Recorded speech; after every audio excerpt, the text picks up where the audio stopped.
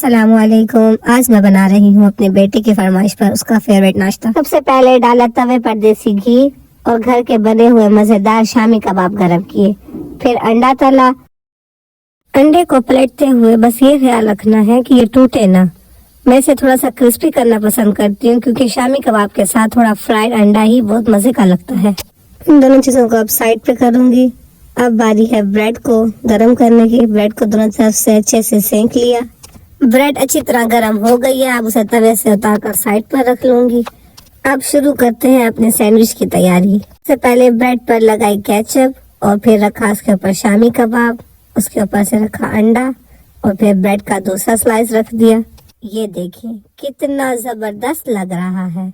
अगर आपको इन शामी कबाबों की रेसिपी चाहिए हो तो कमेंट्स में जरूर बताइएगा। मिलते हैं अगली वीडियो में, तब तक के लिए अल्लाह हाफिज।